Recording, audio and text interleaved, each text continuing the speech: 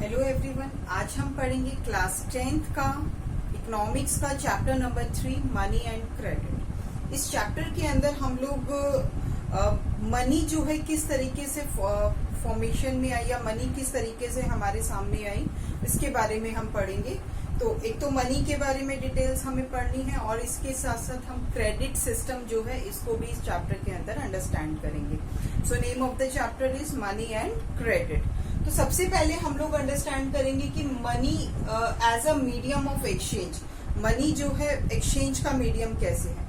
सबसे पहले हम बात करते हैं कि जिस टाइम मनी नहीं थी हमारी कंट्री में, किसी तरह की कोई करेंसी नहीं थी या डिफरेंट कंट्रीज के अंदर करेंसी नहीं हुआ करती थी, तब किस तरीके से लोग जो है चीजों को खरीदते थे और बेचते थे, एक्सचेंज कैसे किया करते थे वो। तो उसके लिए एक सिस्टम यूज होता था, that system was known as barter system. इस सिस्टम को हम कहते हैं बार्टर सिस्टम। अब बार्टर सिस्टम क्या होता है? बार्टर सिस्टम का मतलब है कि जब मनी नहीं थी सर्कुलेशन के अंदर, तब लोग क्या है चीजों का एक्सचेंज किया करते थे, एक्सचेंज ऑफ थिंग्स। जब उन्हें किसी चीज की जरूरत होती थी तो वो उनके पास जो चीज अवेलेबल है वो किसी और को दे दिया करते थे और उनसे वो चीज ले लिया करते थे। तो exchange of goods and services is known as barter system. Repeating the definition, exchange of goods and services is known as barter system। ऐसा नहीं है कि सिर्फ चीजों का ही लेन देन होता था बार्टर सिस्टम के अंदर।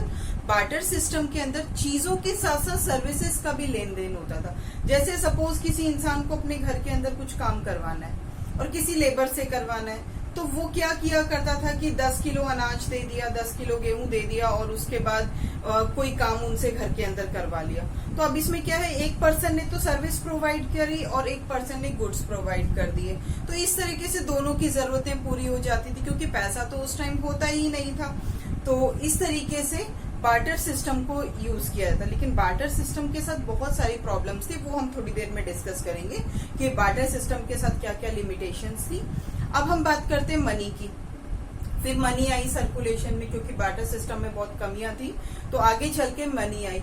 अब मनी जो है किस फॉर्म में आई? जो स्टार्टिंग में जो इंट्रोड्यूस हुई थी मनी, शुरुआत में तो कौड़ी इस्तेमाल की जाती, जो शेल्स होते हैं, सी शेल्स होते हैं, उसे इस्तेमाल किया जाता था, जिसे कौड़ी कहते हैं। फिर उसके बाद धीरे धीरे करके मेटल्स का यूज होना स्टार्ट हो गया। मेटल्स जैसे गोल्ड है, सिल्वर है, कॉपर है, ठीक है, इस तरह के मेटल्स को यूज करके फिर करेंसी बनाई जाने लगी और धीरे धीरे करके इसका इस्तेमाल किया जाने लगा। अब हम डिस्कस करते हैं कि बार्टर सिस्टम में क्या कमी थी। जैसे बार्टर सिस्टम का हमने यही डिसाइड किया है कि इसमें गुड्स और सर्विसेज का एक्सचेंज होता था। तो सबसे पहले क्या जरूरत थी कि अगर हमें बार्टर सिस्टम को इस्तेमाल करना है तो हमें डबल कोइंसिडेंस ऑफ वांट्स भी देखना पड़ेगा। कि डबल कोइंसिडेंस ऑफ वांट्स का मतलब है कि जो आपकी जरूरत हो या जो चीज आपके पास अवेलेबल हो, सामने वाले की भी वही जरूरत हो। सपोज किसी को व्हीट के बदले राइस खरीदना है, तो अगर दोनों ए और बी पर्सन के पास, एक के पास व्हीट और एक के पास राइस है, तो वो अपनी प्रोडक्ट्स को एक्सचेंज कर सकते हैं, तो कोई प्रॉब्लम नहीं आएगी, बार्टर सिस्टम इजीली हो जाएगा। लेकिन प्रॉब्लम कहाँ आती है कि अगर चाहिए कुछ और, सामने वाले के पास वो चीज अवेलेबल नहीं हो, तो फिर जरूरत को कैसे पूरा करें।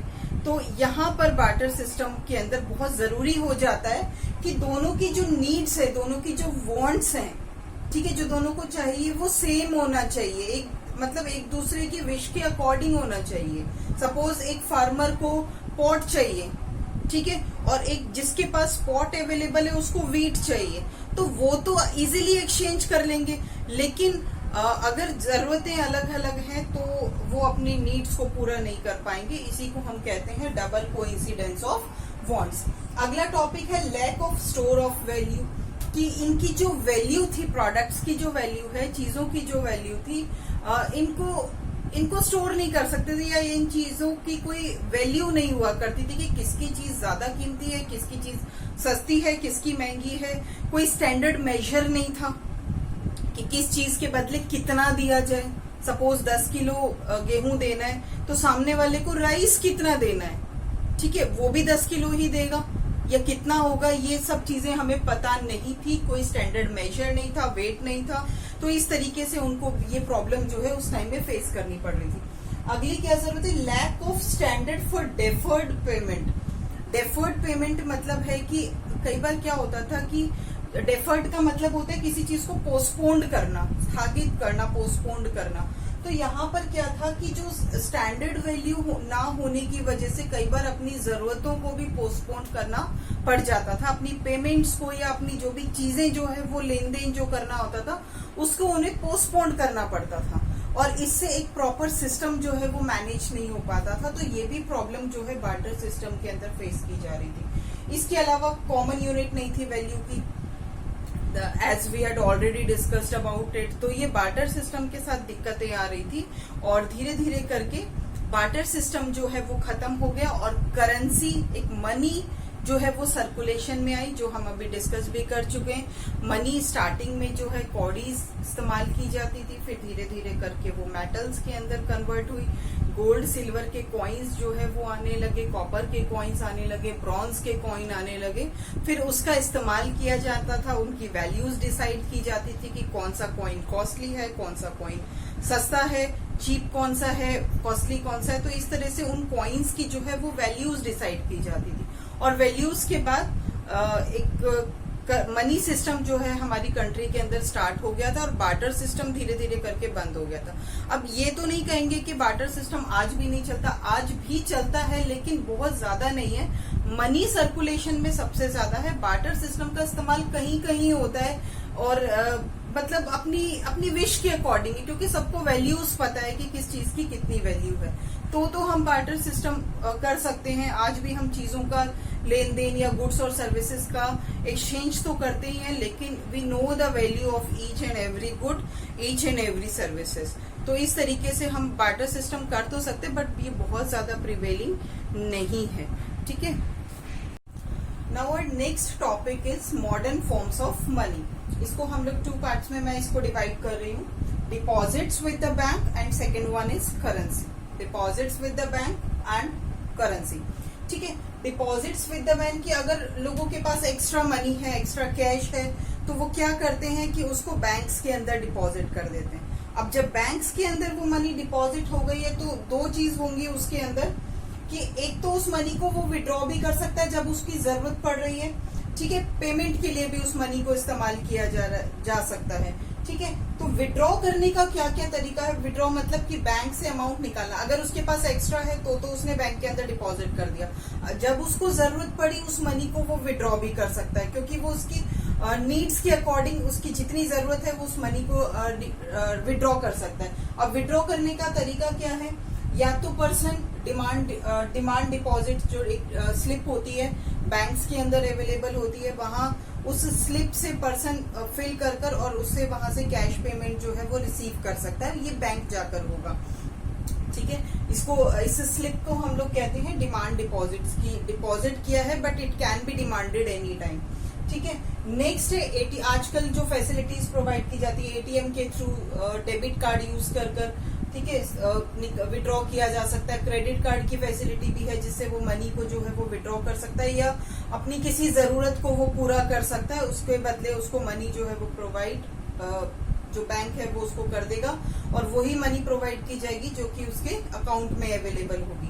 ठीक है, अब पेमेंट के लिए मनी किस तरीके से इस्तेमाल की जाती है। सबसे पहले अकाउंट ट्रांसफर हो सकता है, अकाउंट से जो मनी है वो ट्रांसफर हो सकता है। आजकल तो डिफरेंट मेथड्स है, यूपीआई है, जीपे है, पेटीएम है, डिफरेंट मेथड्स को इस्तेमाल करके मनी ट्रांसफर की जा सकती है। ठीक है, ये पेमेंट के लिए हम इस्तेमाल करेंगे। हमें अगर पेमेंट किसी और को देनी हो, जो हमारे अकाउंट में पैसा पड़ा है और हमें ट्रांसफर करना है, किसी और को देना है, तो we can use the transfer method. Second one is cheque. Bank जो है आपको एक चेक बुक प्रोवाइड करता है, उस चेक को फिल कर हम किसी को दे सकते हैं, और वो उससे आप जो अमाउंट है आपके अकाउंट से वो रिसीव कर सकता है थ्रू द चेक। नेक्स्ट है डिमांड ड्राफ्ट। डिमांड ड्राफ्ट से भी हम लोग मनी की पेमेंट कर सकते हैं, कि डिमांड ड्राफ्ट बना के दे दिया जाता है पर्टिकुलर पर्सन के नाम पर, और वो पर्सन वहां से रिसीव कर सकता है अमाउंट, और वो आपके अकाउंट से अपने आप ही डेबिट हो जाएगा। नेक्स्ट है मनी ऑर्डर। ये पहले थोड़ा पुराना सिस्टम है, पहले के टाइम में इसे इस्तेमाल किया जाता था मनी ऑर्डर। इसमें भी अमाउंट जो है आपको कैश इन हैंड मिल जाती थी, या किसी को पेमेंट जो है वो हम लोग कर सकते थे through the money order forms. Right, इसके बाद हम आते हैं करेंसी टॉपिक पे। 2 टाइप्स की करेंसी है हमारी कंट्री के अंदर, और हमारी करेंसी है रुपी।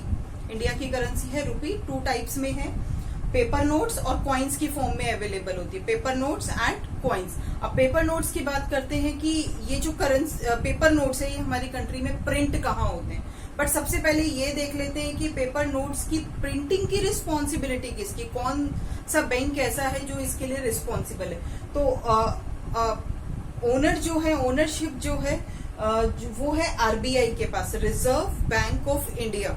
ठीक है, रिजर्व बैंक ऑफ इंडिया है, वो नोट को प्रिंट करने का काम करती है on the behalf of central government. लेकिन आरबीआई की देखरेख में सभी बैंक्स जो है वो काम किया करते हैं। आरबीआई की एक सोल रिस्पॉन्सिबिलिटी है कि वो जितना भी बैंकिंग सिस्टम है उसको वो केयर टेक करे, और नोट को छापने की, नोट को प्रिंट करने की रिस्पॉन्सिबिलिटी भी जो है वो आरबीआई की होती है, but on the behalf of central government. But अकेले आरबीआई इसको प्रिंट नहीं करता, आरबीआई का सब्सिडायरी होता है, उसका नेम है भारतीय रिजर्व बैंक नोट मुद्रण लिमिटेड। भारतीय रिजर्व बैंक नोट मुद्रण लिमिटेड ये आरबीआई का सब्सिडायरी है और नोट प्रिंटिंग का काम किया करता है।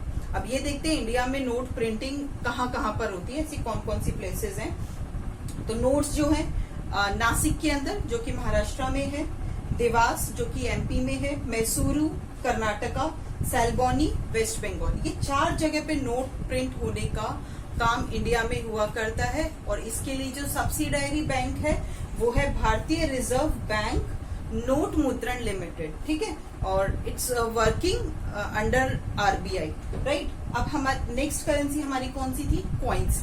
अब कॉइन्स कहाँ प्रिंट होते हैं, मुंबई महाराष्ट्र के अंदर, एलिपोर जो कि कोलकाता के अंदर है।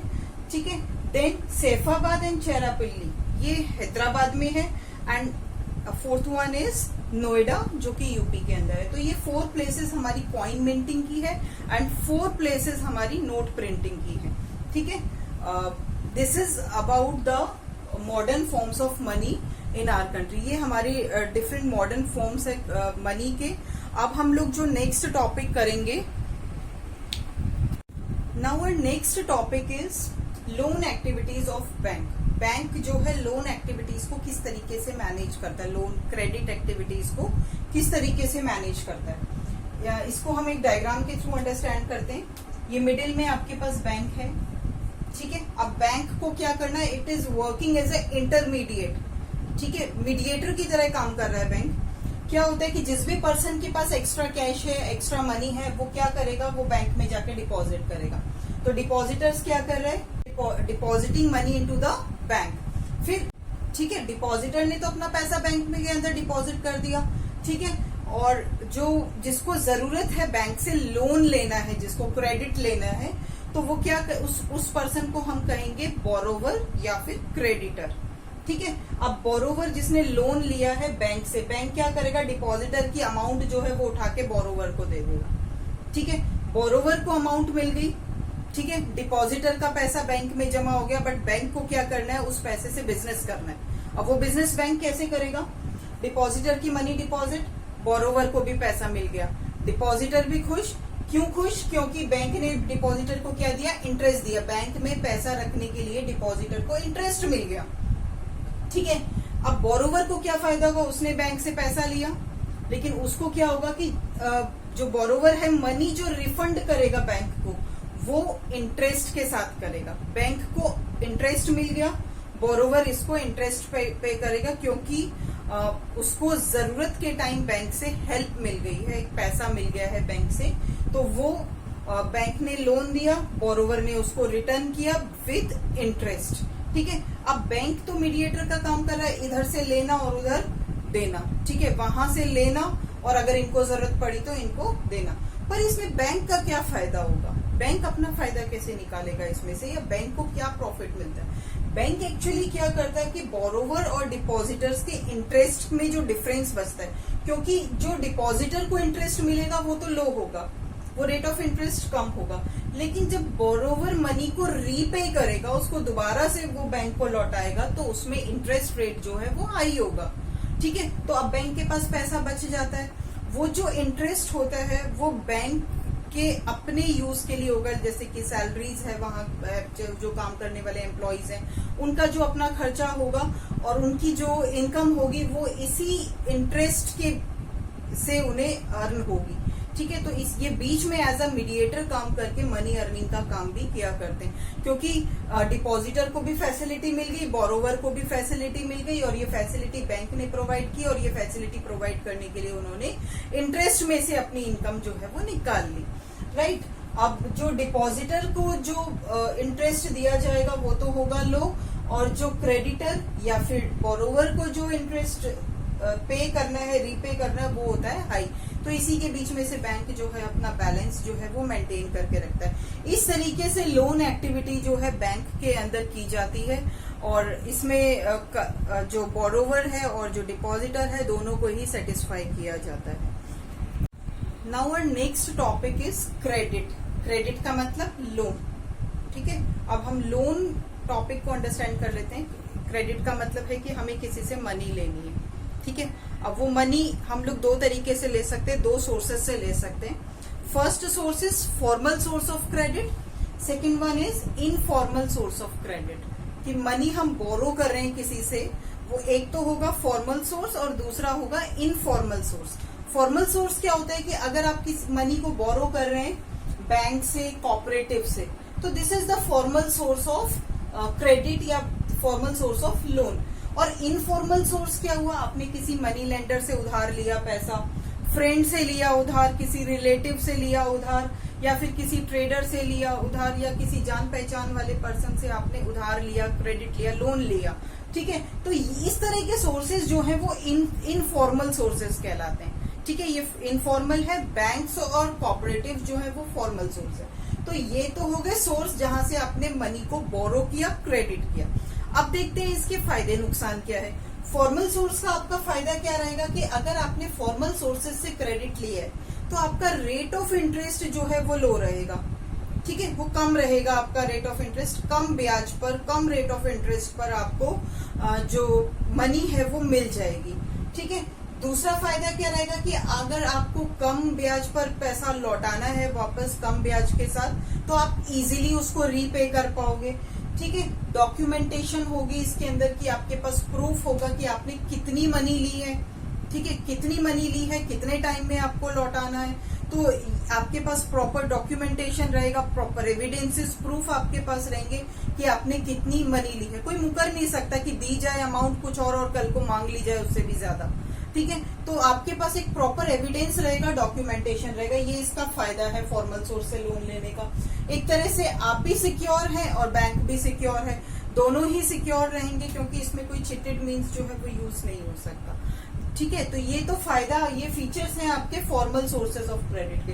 अब हम इनफॉर्मल की बात कर लेते हैं। इनफॉर्मल के क्या फीचर्स हैं कि अगर किसी फ्रेंड से या किसी रिश्तेदार से हमने उधार लिया, ठीक है, किसी मनी लेंडर से हमने उधार लिया, तो क्या होगा कि वो रेट ऑफ इंटरेस्ट वो खुद तय करेगा कि हमें कितने रेट ऑफ इंटरेस्ट पे पैसा देना है। ठीक है, और आपकी भी क्योंकि जरूरत है, आपको भी पैसा लेना है, क्योंकि कोई ना कोई काम ऐसा आ गया जिसमें आपको पैसे की बहुत ज्यादा जरूरत है, और बहुत ज्यादा जरूरत है। मनी लेंडर आपको हाई रेट ऑफ इंटरेस्ट पे दे रहा है, लेकिन मजबूर हो आपको पैसा तो उससे लेना पड़ेगा। तो इनफॉर्मल सोर्स से जब हम पैसा लेते हैं तो हमारा सबसे बड़ा नुकसान होता है कि हमें हाई रेट ऑफ इंटरेस्ट पे पैसा लेना पड़ता है। बैंक आपको कम रेट ऑफ इंटरेस्ट पे दे रहा है, मनी लेंडर आपको ज्यादा हाई रेट ऑफ इंटरेस्ट पे दे रहा है, लेकिन आप मजबूर हैं, आप वहां से ले रहे हैं। दूसरा, रीपेमेंट जो होता है इसका रिस्की हो जाता है, आप क्योंकि आपको उसके साथ एक हाई रेट ऑफ इंटरेस्ट के साथ उस पैसे को लौटाना भी है। आप बड़ी मुश्किल से लौटा पाएंगे उसको, क्योंकि आप रीपे नहीं कर पा रहे, और एक तरह से रिस्क है। और अगर आपने नहीं लौटाया तो हो सकता है कोई प्रॉब्लम्स भी क्रिएट हो जाए। ठीक है, तो रिस्क फैक्टर जो है इसके अंदर ज्यादा रहता है, रीपेमेंट इतना इजी नहीं होता। दूसरा है, इसके अंदर कोई डॉक्यूमेंटेशन नहीं है। कई बार होता है हम पैसे उधार दे दिया करते हैं, लेकिन कोई डॉक्यूमेंटेशन नहीं करते, सिर्फ कहते हैं कि जबान पे बात चलती है। अब वो जबान कितनी देर तक सही रह पाती ये डिपेंड करता है पर्सन के ऊपर। ठीक है, इसके अंदर कोई सिक्योरिटी नहीं है, हो सकता है पैसा वापस लौट कर भी आ जाए, या हो सकता है पैसा ना भी आए। ठीक है, तो इसके अंदर रिस्क फैक्टर बहुत ज्यादा है, सिक्योरिटी नहीं होती, डॉक्यूमेंटेशन नहीं होता। ठीक है, और रेट ऑफ इंटरेस्ट भी बहुत ज्यादा हाई रहता है। तो ये है फीचर्स आपके इनफॉर्मल सोर्सेस के। ठीक है। अब हम कुछ टर्म्स देखते हैं क्रेडिट की, कि जो बैंक है जो मनी आपको प्रोवाइड कर रहे हैं, क्रेडिट आपको जो किया जा रहा है, उसकी क्या टर्म्स एंड कंडीशंस होती है। सबसे पहली टर्म एंड कंडीशन डॉक्यूमेंटेशन। बिना डॉक्यूमेंटेशन आपका कोई लोन या क्रेडिट एक्टिविटी नहीं होगी, तो documentation is must for the terms of credit. Second is tenure. आपका टेन्यूर फिक्स होता है कि आप ये जो मनी ले रहे हैं, क्रेडिट कर रहे हैं, लोन ले रहे हैं, वो कितने टाइम में लौटा देंगे, राइट। इसके लिए एक टेन्यूर, 1 साल, 2 साल, 3 साल, 5 साल, 10 साल, ये आपके ऊपर डिपेंड करता है कि आप उस मनी को कितने टाइम के अंदर रीपे करेंगे। तो टेन्यूर इसके अंदर फिक्स होता है, डॉक्यूमेंटेशन इसके अंदर होता है। तीसरा इंपॉर्टेंट बात कि रेट ऑफ इंटरेस्ट तय किया जाता है कि कितने रेट ऑफ इंटरेस्ट पे आप लोन ले रहे हैं या क्रेडिट ले रहे हैं, ठीक है। कोलेटरल।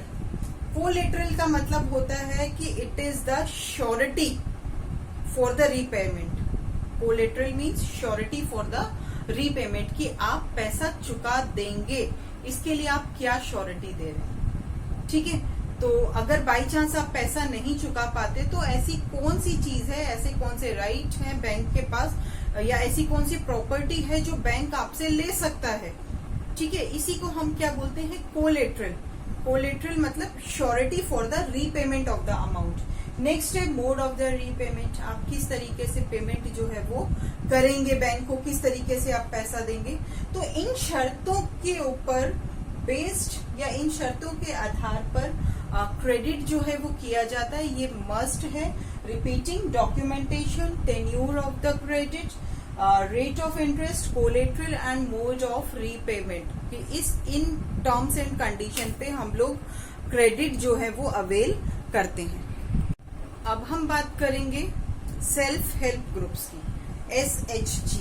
सेल्फ हेल्प ग्रुप क्या होते हैं, जैसे नाम से ही पता चल रहा है, सेल्फ मतलब खुद, हेल्प मतलब मदद करना, ग्रुप खुद की मदद करना खुद से ही, इसको हम क्या कहेंगे, सेल्फ हेल्प ग्रुप्स। अब ये कैसे किया जाता है, इसका मेन ऑब्जेक्टिव क्या है, क्यों बनाए गए सेल्फ हेल्प ग्रुप। आज हमारी कंट्री में बहुत सारे सेल्फ हेल्प ग्रुप हैं जो किसी बैंक की या किसी मनी लेंडर की या किसी फ्रेंड, किसी रिलेटिव की हेल्प की उनको रिक्वायरमेंट नहीं है, अपनी मदद वो खुद करते हैं। तो इसके लिए वो एक ग्रुप फॉर्म करते हैं जिसको कहा जाता है सेल्फ हेल्प ग्रुप। इसमें ज्यादा से ज्यादा 15 से 20 मेंबर होते हैं, या डिपेंड करता है उनके ऊपर कि वो कितने मेंबर्स को इसके अंदर इंक्लूड कर सकते हैं, ठीक है। मेजर ऑब्जेक्टिव क्या है इसका, objective of the self help group is to enhance the participation.